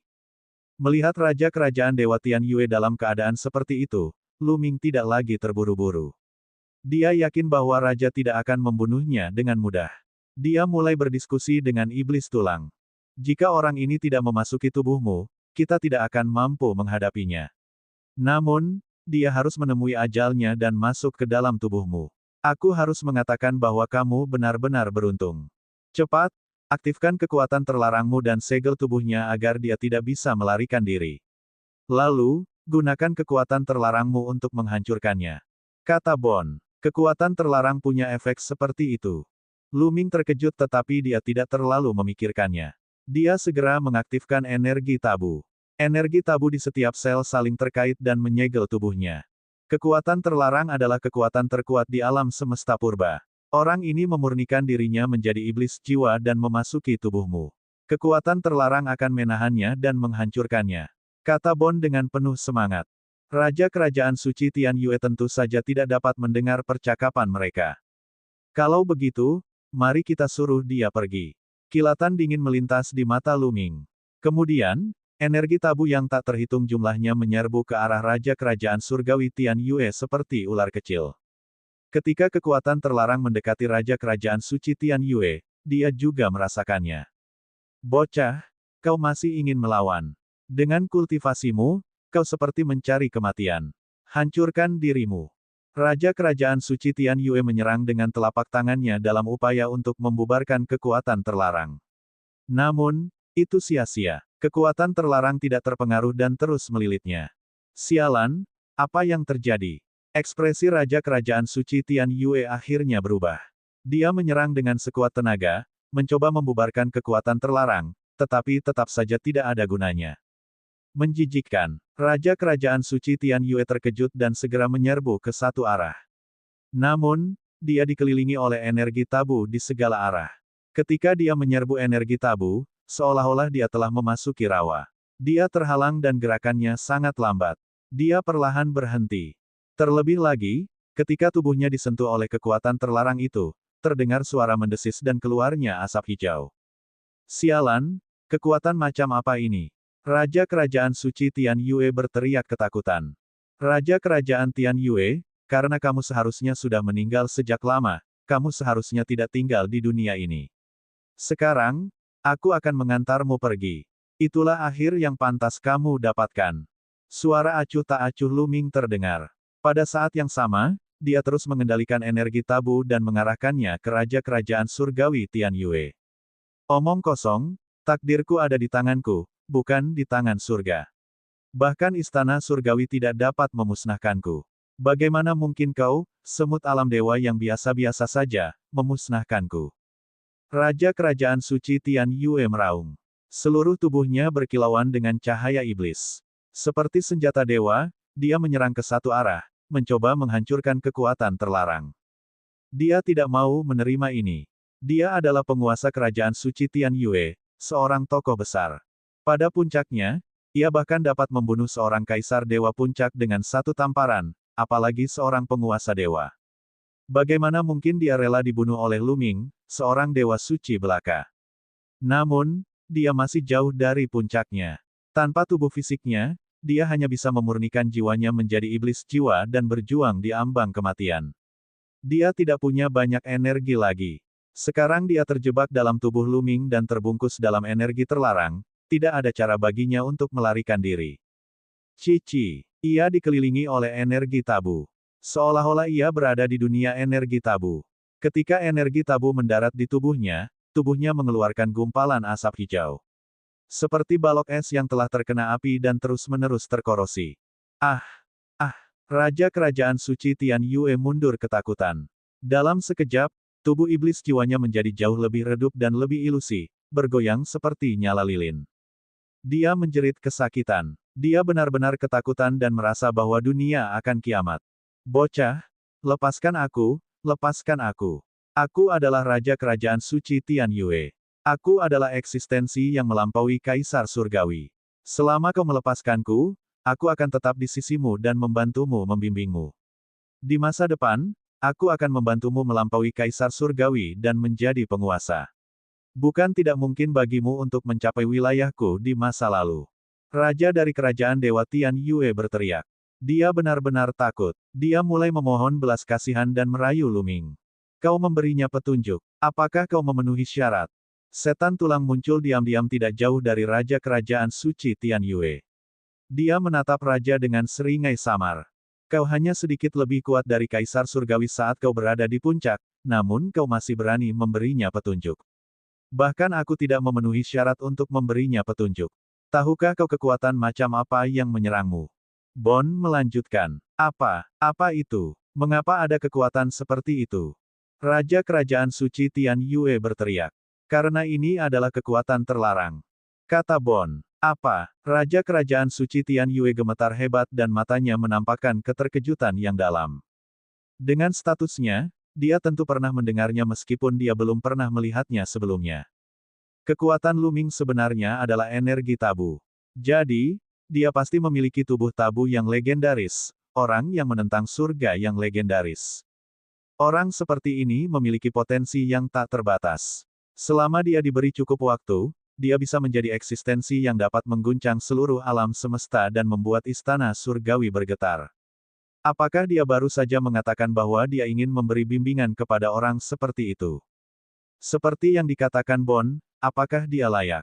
Jika orang seperti ini tumbuh dewasa, dia akan menjadi sosok yang tak tertandingi. Hati Raja Kerajaan Suci Tian Yue hancur. Mayat terlarang itu tidak boleh diungkapkan. Dia pasti sudah mati hari ini. Bab 3739 Harta Karun. Baiklah, baiklah. Aku tidak menyangka akan melihat seseorang dengan tubuh terlarang di hidupku. Aku tidak menyesal dalam hidup ini. Pada akhirnya, Raja Kerajaan Suci Tian Yue menghela nafas dan menyerah untuk berjuang. Sekalipun ia hidup di dunia ini, ia telah menderita berbagai macam siksaan. Kematiannya dapat dianggap sebagai bentuk pembebasan. Lagi pula, merupakan suatu kehormatan untuk mati di tangan tubuh terlarang. Nak, tubuh terlarang itu ditakdirkan untuk menentang surga. Kau adalah musuh bebuyutan istana surgawi. Kalau begitu, aku akan membantumu. Raja dari Kerajaan Dewa Tian Yue berkata. Kemudian, sebuah pesan masuk ke telinga Lu Ming. Haha, aku harap energi terlarang itu akan tumbuh dan membuat istana surgawi bergetar. Aku tidak akan bisa membalas dendam kalau begitu. Raja Kerajaan Dewa Tian Yue menghela napas. Kemudian, tubuhnya hancur dan mengambil inisiatif untuk menerima kekuatan terlarang. Di bawah kekuatan terlarang, dia berubah menjadi abu dan menghilang sepenuhnya. Lu Ming sedikit tercengang. Dia tidak menyangka Raja Kerajaan Dewa Tian Yue akan menyerah melawan setelah mengetahui bahwa dia memiliki tubuh tabu. Mungkin Raja Kerajaan Dewa Tian Yue memiliki permusuhan besar dengan Istana Surgawi, tetapi dia sendiri tidak dapat membalas dendam, jadi dia menaruh harapannya padanya. Sebelum dia meninggal, dia bahkan memberitahu Lu Ming tentang harta karun di Kerajaan Dewa Tian Yue. Setelah Raja Kerajaan Suci Tian Yue jatuh, mumi-mumi itu tidak lagi berada di bawah kendalinya. Mereka secara alami menyebar dan kembali ke berbagai lubang, menghilang tanpa jejak. Langit dan bumi kembali tenang seperti semula, tanpa suara. Lu Ming menghela napas lega. Ia lalu duduk bersila dan fokus pada pemulihan. Kemampuan pemulihannya mencengangkan dan tidak butuh waktu lama baginya untuk pulih sepenuhnya. Dia bahkan merasa bahwa kultivasinya telah meningkat ke tingkat berikutnya. Dia hampir menjadi dewa tingkat ke-6. Jiang Lebang, sayang sekali. Lu Ming mengamati sekelilingnya dan mendesah. Ibu kota kerajaan Dewa Tian Yue sunyi senyap. Tidak ada suara sama sekali. Jelas tidak ada seorang pun yang selamat. Jiang Lebang kemungkinan besar telah meninggal saat mumi-mumi itu menimbulkan malapetaka. Jiang Lebang adalah orang baik. Jika memungkinkan, Lu Ming pasti akan menyelamatkannya.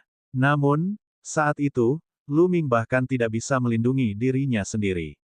Selain itu, dia tidak tahu di mana Jiang Lebang berada, jadi dia sama sekali tidak bisa menyelamatkannya. Asyik, sosok Lu Ming melintas di ibu kota kerajaan Dewa Tian Yue. Satu persatu, cincin penyimpanan muncul di tangan Lu Ming. Mereka ditinggalkan oleh para ahli sebelumnya. Tentu saja, tidak semua orang memiliki cincin penyimpanan. Penghancuran diri mumi sebelumnya sangat mengejutkan. Beberapa cincin penyimpanan telah tersapu dan mungkin meledak. Ketika cincin penyimpanan itu meledak, barang-barang di dalamnya akan terlempar ke dalam kehampaan yang gelap. Namun, Lu Ming telah berkeliling di ibu kota kerajaan Tian Yue dan telah memperoleh banyak hal. Ia telah memperoleh ratusan cincin penyimpanan. Dalam perjalanan ini, hanya cincin penyimpanan ini saja sudah merupakan hasil panen yang luar biasa. Harta karun kerajaan surgawi Tian Yue. Pada saat ini, Lu Ming tengah memikirkan berita yang disampaikan Raja Kerajaan Suci Tian Yue kepadanya. Raja Kerajaan Suci Tian Yue memberitahunya lokasi harta karun dan cara membukanya. Lokasinya berada di ibu kota Kerajaan Suci Tian Yue. Kamu mau pergi? Lu Ming ragu-ragu. Sejujurnya, dia sangat tergoda. Tanah harta karun Kerajaan Surgawi Tian Yue benar-benar sangat mengejutkan. Namun, apakah Raja Kerajaan Suci Tian Yue benar-benar akan berbaik hati memberitahunya? Perlu diketahui bahwa Raja Kerajaan Dewa Tian Yue dibunuh oleh Lu Ming. Apakah dia akan memberitahu musuhnya? Meskipun Lu Ming ditakdirkan menjadi musuh bebuyutan Istana Surgawi dan Kerajaan Suci Tian Yue telah dihancurkan oleh Istana Surgawi, wajar saja jika Raja Kerajaan Suci Tian Yue berpikir seperti ini. Namun, Lu Ming tidak merasa percaya diri. Ayo kita lakukan semaksimal mungkin. Setelah berpikir sejenak, Lu Ming menggertakkan giginya dan bersiap untuk mengambil risiko. Dia masih tergoda, terutama karena sumber daya yang akan dia butuhkan untuk kultivasinya di masa depan pasti akan sangat mengejutkan. Dia tidak ingin melewatkan kesempatan bagus seperti itu. Mungkin Raja Kerajaan Surgawi Tianyu benar-benar ingin menggunakannya untuk berurusan dengan Istana Surgawi. Setelah mengambil keputusan, Lu Ming melangkah keluar dan menuju ke kedalaman ibu kota Kerajaan Tian Yue. Tidak ada halangan dan dia tidak terhalang. Lu Ming sangat cepat. Tidak lama kemudian, dia tiba di langit di atas aula yang bobrok. Istana ini sangat luas, dan orang tidak dapat melihat ujungnya. Namun, sebagian besarnya telah runtuh, dan tanahnya penuh dengan lubang. Jelas bahwa pertempuran besar telah terjadi. Lu Ming teringat berita yang disampaikan oleh Raja Kerajaan Surgawi Tian Yue kepadanya. Ia menyapu pandangannya ke sekeliling lalu pergi ke salah satu istana yang runtuh. Ledakan. Lu Ming melambaikan tangannya dan ki yang kuat mengalir keluar. Sejumlah besar batu, bata, dan ubin terangkat, memperlihatkan lantai yang bersih. Lu Ming mengamati lantai sebentar. Kemudian, dia menekan telapak tangannya pada salah satu batu bata dan menyalurkan sedikit energi tabu. Dia memutarnya sedikit ke kiri. Dengan bunyi klik, batu bata itu pun terbalik. Benar-benar begitu. Mata Lu Ming berbinar. Saat ini, semuanya persis seperti yang dikatakan Raja Kerajaan Suci Tian Yue. Lu Ming memutar batu bata itu. Pertama, batu bata itu berputar 3 putaran ke kiri, lalu 3 putaran ke kanan. Kaca, tanah bergetar sedikit, lalu retak terbuka, dan sebuah gua bawah tanah muncul. Lu Ming tidak ragu-ragu dan melompat turun. Setelah turun sekitar 1000 meter, mereka mencapai dasar, di mana sebuah lorong memanjang ke depan. Dinding lorong itu dihiasi dengan batu-batu bercahaya, yang menerangi lorong itu dengan cukup baik.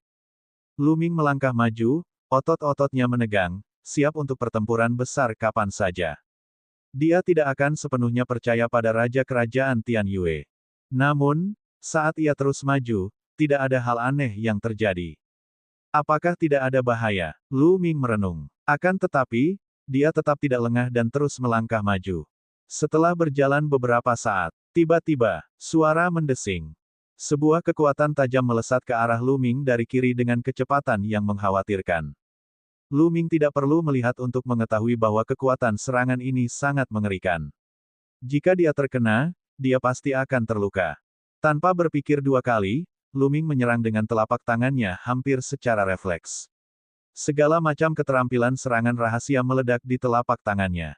Dentang. Telapak tangan Lu Ming menghantam tombak perunggu, menyebabkan suara ledakan keras. Kemudian, sesosok tubuh mundur dengan cepat. Adapun Lu Ming, dia merasakan sedikit mati rasa di telapak tangannya. Ini, boneka. Mata Lu Ming bergerak. Ia menyadari bahwa orang yang menyerangnya adalah seorang prajurit berbaju besi dan memegang tombak perunggu. Namun, tidak ada energi kehidupan di sana. Lu Ming dapat melihat sekilas bahwa itu adalah boneka dan bukan makhluk hidup. Wah, setelah boneka lapis baja itu berdiri tegak, ia menghentakkan kakinya ke tanah, menyebabkan tanah bergemuruh. Tubuhnya yang kekar melesat ke arah Lu Ming lagi, dan tombak perunggu itu menembus kehampaan, mengincar dahi Lu Ming. Pada saat yang sama, dinding di kedua sisi mulai bergoyang. Beberapa boneka lapis baja muncul dari dinding, masing-masing memegang tombak perunggu dan menusuk Lu Ming. Suara siulan yang mengerikan itu sangat menusuk telinga saat tombak panjang dan tajam itu menusuk titik-titik vital Lu Ming. Sial, Raja Tian Yue benar-benar bukan orang seperti itu. Lu Ming mengumpat dalam hatinya, tetapi dia tidak menghentikan serangannya. Dalam sekejap, dia telah melakukan lebih dari 10 gerakan. Bab 3740, berani dan tak terkalahkan. Klang klang klang. Serangkaian ledakan terdengar, dan tombak perunggu bergetar. 5 atau 6 boneka berbaju besi terlempar, tetapi tubuh mereka tidak hancur. Sungguh serangan yang dahsyat, bahkan lebih kuat dari serangan Kaisar Semu biasa. Dan tubuhnya sangat keras. Lu Ming punya pikiran. Saat berikutnya, dia mengerutkan kening. Hal ini karena boneka-boneka lapis baja terus bermunculan di dinding-dinding di sekitarnya, baik di depannya maupun di belakangnya. Dalam sekejap mata, ada puluhan boneka lapis baja. Boneka yang dikendalikan oleh suatu formasi. Jantung Lu Ming berdebar kencang. Kemudian, dia bergerak dan berlari ke arah depan lorong. Pada saat yang sama, Lu Ming mengaktifkan peningkatan 5 kali lipat dalam kekuatan tempur dari formula pertempuran. Saat Lu Ming menyerbu, boneka lapis baja di depannya mengacungkan tombak perunggu dan menusukkannya ke arah Lu Ming. Lu Ming mengulurkan tangan dan meraih tombak perunggu. Ia menggoyangkannya dengan keras dan kekuatan yang mengerikan mengalir ke tombak perunggu itu. Tombak perunggu itu bergetar hebat dan telapak tangan boneka lapis baja itu retak. Ia tidak dapat menahan diri untuk melepaskan tombak perunggu itu dan mundur ke belakang, menjatuhkan boneka lapis baja lainnya. Lu Ming memegang tombak perunggu, mengubah arahnya, dan menusukkannya. Kekuatan Lu Ming sungguh mengejutkan, terutama setelah mengaktifkan formula pertempuran yang meningkatkan kekuatan tempurnya hingga 5 kali lipat. Dia dapat dengan mudah membunuh pembangkit tenaga listrik tingkat kaisar dalam hitungan detik. Suara yang memekakkan telinga terdengar saat tombak perunggu menembus boneka lapis baja. Kemudian, tombak perunggu bergetar hebat, dan kekuatan mengerikan meledak, menghancurkan boneka lapis baja itu menjadi berkeping-keping. Akhirnya, dia membunuh boneka lapis baja. Kekuatan serangan boneka berbaju besi itu hanya sedikit lebih kuat dari Kaisar Semu biasa, tetapi sangat sulit untuk dihadapi. Kekuatan pertahanannya luar biasa, dan sulit untuk dibunuh. Dengan kekuatan tempur Lu Ming saat ini, ia bisa membunuh seorang Kaisar Semu dengan pukulan biasa. Namun, ia telah menggunakan hampir seluruh kekuatannya untuk menghadapi boneka berbaju besi itu. Setelah membunuh boneka lapis baja, Lu Ming melemparkan tombak perunggu di tangannya dan menembus 2 boneka lapis baja, membuat mereka terpental. Lu Ming tidak berhenti. Ia terus maju dan meninju boneka lapis baja itu. Tubuh boneka lapis baja itu bergetar hebat dan meledak, membuat lubang di bagian depan dan belakang. Bang bang bang, Lu Ming pemberani dan tak terkalahkan. Ia menyerang maju dengan sekuat tenaga. Boneka-boneka lapis baja itu terpental atau hancur olehnya. Namun, jumlah boneka lapis baja di sini mengejutkan, dan mereka terus bermunculan dari balik dinding. Kecepatan membunuh Lu Ming tidak secepat kecepatan kemunculannya. Jumlah boneka lapis baja di depan dan belakang malah bertambah. Ada boneka lapis baja di depan dan belakangnya. Pada titik ini, Lu Ming tidak punya jalan keluar. Dia hanya bisa menyerang ke depan dan membunuh untuk keluar. Namun, boneka lapis baja itu terlalu banyak. Setelah bertarung beberapa saat, Lu Ming masih terluka dan tertusuk tombak perunggu. Namun, dia sama sekali tidak peduli dengan cedera ini. Cedera ini tidak akan memengaruhi kekuatan tempurnya sedikit pun. Lu Ming mengaktifkan manik gravitasi dan 2 manik gravitasi muncul. Kali ini, manik gravitasi memberikan efek yang hebat. Tubuh boneka lapis baja sudah sangat berat. Di bawah tekanan manik gravitasi, banyak boneka lapis baja bergetar dan gerakan mereka melambat. Lu Ming melesat melewati boneka-boneka lapis baja dan segera bergerak maju. Dalam sekejap, dia telah melesat sejauh puluhan ribu meter. Pada saat ini, tombak perunggu ditusukkan ke arah Lu Ming. Tombak itu cepat dan kuat, beberapa kali lebih kuat daripada boneka-boneka sebelumnya. Serangan Kaisar Surgawi. Ekspresi Lu Ming berubah drastis dan dia buru-buru mengangkat tinjunya untuk menangkis. Dengan suara berdenting, Lu Ming merasakan kekuatan yang sangat kuat mengalir ke arahnya. Dia tidak bisa menahan diri untuk mundur. Akan tetapi, tombak perunggu itu juga dihalangi olehnya, dan terus bergetar. Sebuah boneka besar berbaju besi muncul di depannya. Boneka ini jauh lebih tinggi dari boneka-boneka sebelumnya, dan memberikan kesan penindasan yang kuat. Itu adalah serangan dari Kaisar Surgawi. Lu Ming 100% yakin bahwa itu adalah serangan dari Kaisar Surgawi. Sialan, Raja Negara Tian Yue benar-benar tidak punya niat baik. Lu Ming mengutuk dalam hatinya. Ada begitu banyak boneka di sini. Itu jelas tempat yang berbahaya. Dia pasti mencoba menipu Lu Ming dengan memintanya datang. Tanpa memberi waktu pada Lu Ming untuk berpikir, boneka Kaisar Surgawi yang berbaju besi itu mengayunkan tombak perunggunya dan menyerang Lu Ming. Tekan ke bawah. Lu Ming mengendalikan manik gravitasi dan gravitasi yang kuat menekan boneka perunggu itu. Namun, boneka Kaisar Surgawi yang berbaju besi itu terlalu kuat. Meskipun sangat terpengaruh, boneka itu masih mempertahankan kemampuan tempurnya yang kuat. Kecepatannya luar biasa. Tombak perunggu itu menembus gravitasi dan menusuk ke arah Lu Ming. Dentang. Keduanya saling bertukar pukulan. Lu Ming mundur, begitu pula boneka perunggu itu. Degup, degup. Pada saat ini, langkah kaki berat terdengar dari belakang. Lu Ming melirik dan ekspresinya berubah drastis lagi. Itu karena boneka perunggu besar lainnya mendekat dari belakang. Langkah kaki yang berat itu berasal dari boneka ini. Boneka ini setinggi boneka Kaisar Surgawi. Semua boneka berbaju besi lainnya digantikan oleh boneka perunggu ini. Itu adalah boneka perunggu Kaisar Dewa lainnya. Ekspresi wajah Lu Ming sangat jelek. Wus, wus. Kedua boneka Kaisar Surgawi berbaju besi itu menyerang pada saat yang sama. Mereka menusukkan tombak perunggu mereka ke arah Lu Ming. Sosok Lu Ming terus-menerus menghindar, berusaha sekuat tenaga untuk menghindar dan melakukan serangan balik di waktu yang sama. Namun, tombak perunggu itu menembus udara dengan kecepatan yang mencengangkan dan mengikuti Lu Ming dari dekat.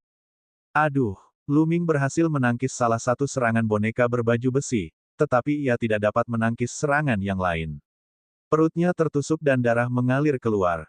Boneka lapis baja besi yang telah menembus tubuh Lu Ming hendak meledak dengan kekuatan dan mencabik-cabik tubuh Lu Ming.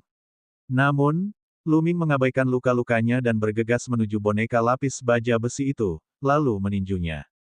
Ledakan. Pukulan Lu Ming mendarat di tubuh boneka lapis baja itu dan membuatnya terpental. Boneka itu kehilangan kesempatan untuk terus menyerang. Saya harus menerobos. Lu Ming menggertakkan giginya. Dia bukan tandingan dua boneka Kaisar Surgawi yang berbaju besi. Akan sangat berbahaya jika ini terus berlanjut. Lu Ming menyerbu dengan sekuat tenaga menuju bagian dalam lorong itu. Namun, boneka lapis baja itu tidak mengizinkannya lewat. Boneka itu mengayunkan tombak perunggunya dan menyerang. Kali ini, Lu Ming tidak menghindar. Ia membiarkan tombak perunggu itu menembus tubuhnya hingga mencapai gagangnya. Ia sudah bergegas ke depan boneka lapis baja itu. Sama seperti sebelumnya, ia meninju dada boneka lapis baja itu. Tubuh boneka lapis baja itu sangat keras. Serangan penuh kekuatan Lu Ming tidak dapat menembus pertahanannya. Boneka itu hanya ambruk di dada dan terlempar mundur. Lu Ming mengambil kesempatan untuk bergegas melewatinya. Di belakangnya, dua boneka Kaisar Dewa berbaju besi mengejar Lu Ming. Namun, kecepatan mereka tidak secepat Lu Ming. Lu Ming perlahan-lahan memperpendek jarak di antara mereka. Namun, yang membuat Lu Ming ingin muntah darah adalah sebelum dia bisa berlari jauh, dua boneka tinggi berbaju besi muncul di depannya. Sekali lihat, dia tahu bahwa mereka adalah boneka Kaisar Surgawi berbaju besi. Bab 3741, meninggalkan dan menerobos. Dua boneka Kaisar Dewa berbaju besi muncul, diikuti oleh dua lagi. Lu Ming mengutuk dalam hatinya. Namun, dalam situasi seperti itu, dia hanya bisa menguatkan diri dan menyerang maju.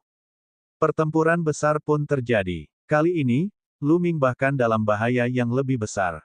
Namun, pada akhirnya, Lu Ming berhasil keluar dari pengepungan dengan vitalitasnya yang kuat dan pengalaman tempurnya yang kaya.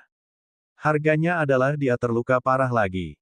Mengapa saya terluka setiap hari setelah berkultivasi ke tubuh terlarang? Lu Ming terdiam. Sejak dia mengolah tubuh terlarang, dia selalu terluka parah setiap 2 atau 3 hari. Jika itu terjadi di masa lalu, dia mungkin sudah mati. Tetapi sekarang, bukan saja dia tidak mati, melainkan kultivasinya malah semakin kuat. Lu Ming juga mengerti bahwa ini ada hubungannya dengan hatinya. Dia tahu bahwa dia memiliki tubuh yang tabu dan penuh vitalitas, jadi dia sedikit tidak bermoral ketika melakukan sesuatu. Misalnya, Ketika dia bertarung memperebutkan tombak perak sebelumnya, jika itu terjadi di masa lalu, Lu Ming pasti tidak akan maju dengan gegabah dan akan mencari kesempatan yang lebih baik. Misalnya, kali ini, jika itu di masa lalu, Lu Ming tidak akan datang jika dia menduga ada bahaya. Namun, dia memiliki energi tabu dan vitalitasnya kuat. Dia memilih untuk datang. Oleh karena itu, ia sering terluka, dan itu terkait dengan pilihannya sendiri. Mampu meningkatkan kultivasinya bahkan saat terluka, dia secara alami menjadi semakin berani. Namun, Lu Ming masih mengutuk Raja Kerajaan Surgawi Tian Yue di dalam hatinya. Harta karun ini adalah jebakan dan sangat berbahaya. Bahkan jika Kaisar Surgawi lainnya datang, mereka akan mati di sini. Menghadapi 4 boneka berlapis baja, seorang Kaisar Dewa dengan level yang sama pasti akan mati. Hanya orang aneh seperti Lu Ming, yang memiliki vitalitas luar biasa kuat, yang bisa bertahan hidup. Lu Ming berlari cepat ke depan, menyembuhkan luka-lukanya sambil tetap waspada. Tolong jangan biarkan boneka Kaisar Dewa lainnya muncul. Lu Ming bergumam dalam hatinya. Kali ini, keberuntungannya akhirnya datang. Ia terus bergerak maju hingga boneka berbaju besi yang mengejarnya menghilang. Ia tidak melihat boneka berbaju besi baru. Apakah akhirnya akan hilang? Lu Ming menghela napas lega dan terus melangkah maju.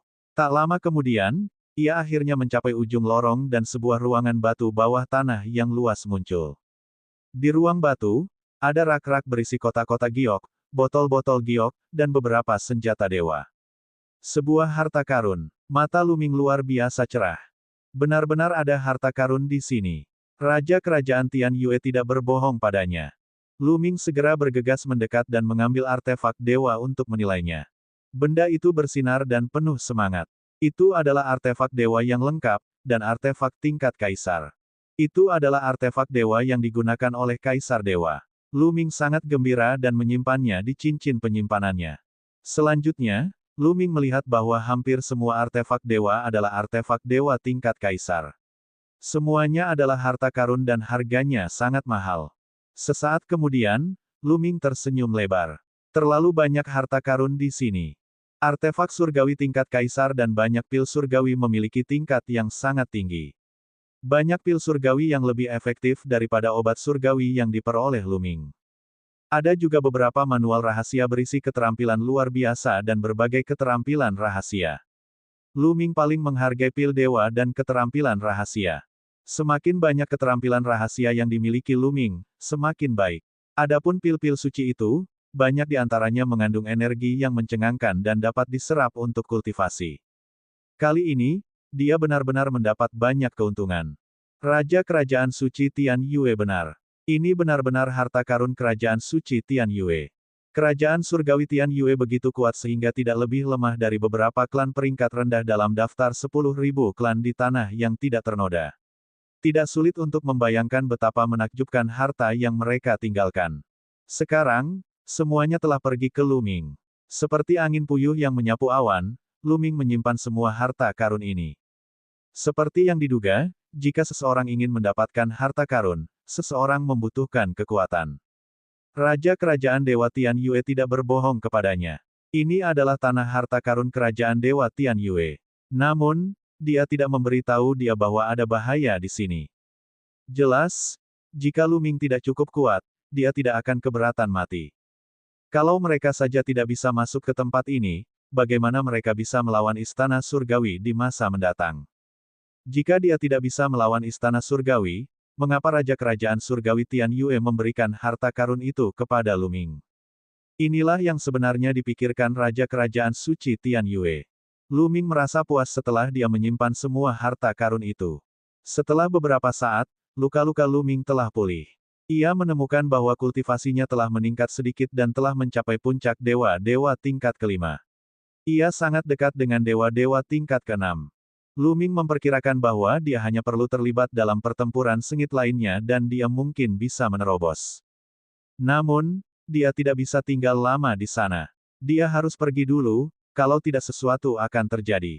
Lu Ming berjalan sepanjang lorong dan kembali. Secara umum, banyak formasi yang digunakan untuk memblokir musuh tidak akan aktif saat mereka keluar dari dalam. Seperti yang diharapkan, saat Lu Ming keluar, dia tidak terhalang dan tidak menemukan boneka lapis baja. Segera, Lu Ming meninggalkan tempat itu dan keluar dari ibu kota kerajaan Tianyue, menuju ke arah pintu keluar. Ketika Lu Ming tiba di pintu keluar, dia melihat beberapa orang. Saat itu, banyak orang dari pasukan utama telah memasuki reruntuhan kerajaan Dewa Tianyue. Tidak semua orang telah memasuki ibu kota kerajaan Dewa Tianyue. Mereka yang telah memasuki ibu kota semuanya telah meninggal. Tak seorang pun masuk. Banyak yang selamat, tetapi tak ada lagi ahli. Ketika mereka melihat Lu Ming, mereka tidak memiliki kecurigaan sedikit pun karena mereka tidak tahu bahwa Lu Ming juga telah memasuki ibu kota kerajaan suci Tianyue. Ekspresi orang-orang ini jelek dan mereka sangat cemas. Setelah memasuki ibu kota kerajaan Dewa Tianyue, mereka tidak dapat dihubungi lagi. Sebagian besar dari mereka mungkin sudah meninggal. Lu Ming tidak menjelaskannya dengan sengaja. Dia tidak mengatakan apa-apa dan meninggalkan reruntuhan kerajaan surgawi Tianyue. Setelah beberapa saat, dia kembali ke planet Sangchuan dan menemukan sebuah penginapan untuk beristirahat selama beberapa hari. Dia menyesuaikan kondisinya dengan puncak dan mengatur keuntungannya dari perjalanan ini. Selain itu, QQ juga sedang dalam proses evolusi. Ia telah berubah menjadi bola logam bundar dan melayang di udara. Lu Ming tinggal di sini untuk sementara waktu dan menunggu QQ berevolusi. Pada saat yang sama, ia terus mengeluarkan obat-obatan suci dan mulai memurnikannya. Potensi yang disimpannya dalam obat suci yang diserap dan dimurnikannya terakhir kali hampir habis dikonsumsi. Waktu berlalu cepat saat dia terus menyempurnakan obat surgawi. Dalam sekejap mata, setengah tahun telah berlalu. Lu Ming menyimpan semua ramuan suci tingkat kaisar yang dibawanya dari planet induk suku naga dan mengubahnya menjadi potensi. Kali ini, Lu Ming merasa bahwa energi yang disimpannya telah mencapai 100%. Semua selnya sudah penuh. Pada saat ini, QQ akhirnya menyelesaikan evolusinya. Aura kuat terpancar dari tubuh QQ. Lu Ming segera menyiapkan formasi sederhana untuk menghalau aura QQ yang meluap. Ledakan-ledakan. Aura QQ menjadi semakin meledak-ledak. Mata Lu Ming semakin lama semakin cerah. Dia punya pengalaman. Dia tahu bahwa QQ mungkin akan mengalami peningkatan besar kali ini. Itu tidak hanya peningkatan satu tingkat. Itu mungkin akan terus meningkat.